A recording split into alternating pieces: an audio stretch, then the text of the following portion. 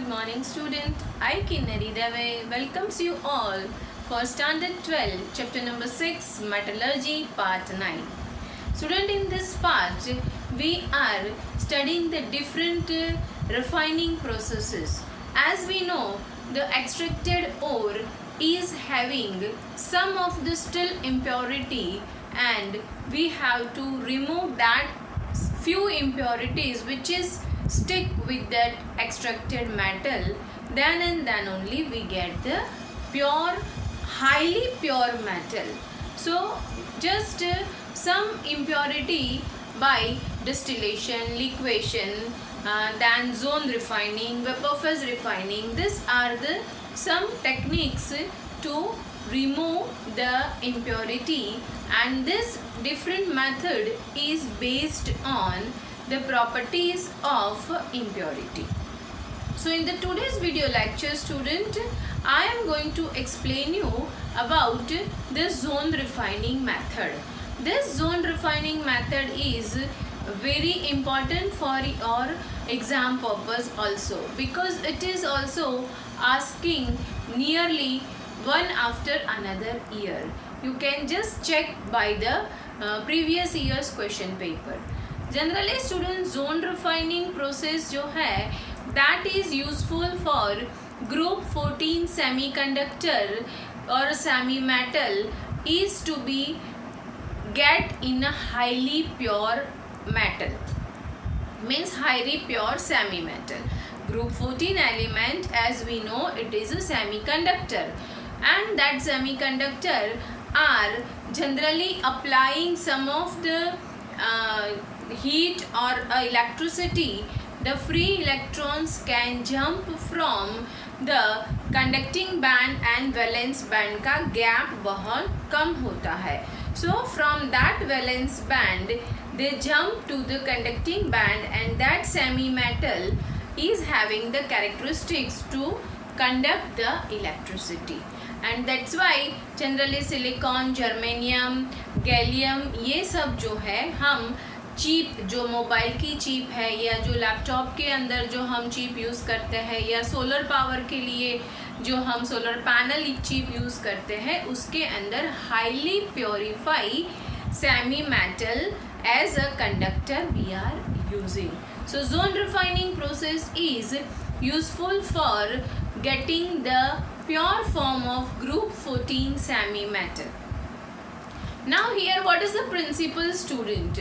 Principle for this method is, as the impurity is more soluble in the molten state. मतलब हमें कुछ ऐसा करना है स्टूडेंट कि जिसकी वजह से impurity जो है वो molten state में कन्वर्ट हो जाए, और फिर हमारे पास में सारी impurity एक जगह में molten part में कलेक्ट होके फिर हम उसको रिमूव कर सकते हैं, और जो क्रिस्टल फॉर्म या सॉलिड फॉर्म बनता है वहाँ हमें प्योर मेटल मिलती है. So this is the just briefing of the zone refining method. Now student, just look at the board. Unit 6 part 9 metallurgy zone refining. This process is useful for highly purified semi metal or highly pure semi metal or a conductor like silicon, germanium, indium, gallium, thallium, like group 14 elements.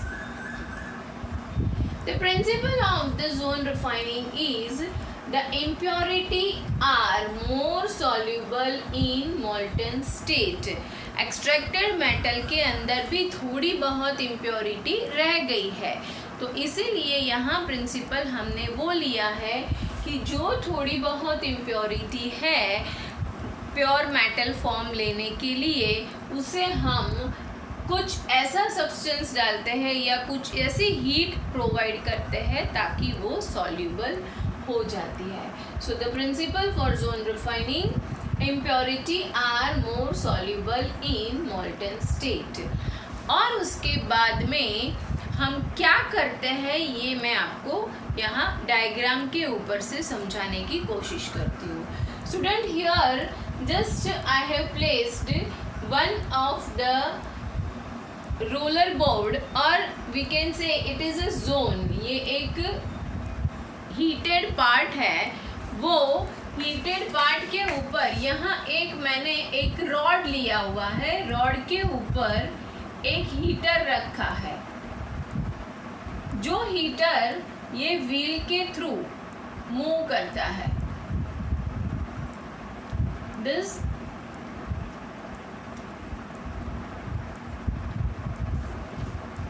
ये एक heater है और ये हमारा metal, जो extracted metal है वो extracted metal है हमारे पास में।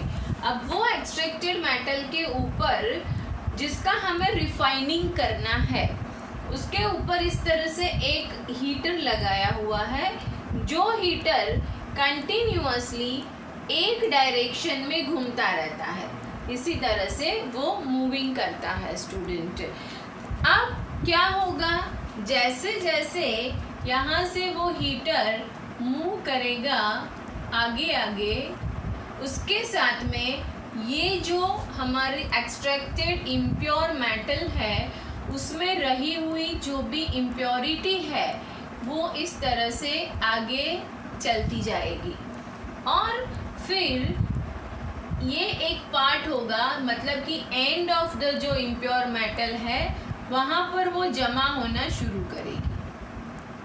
हर बार हीटर मूव करेगा। This process is done in several times.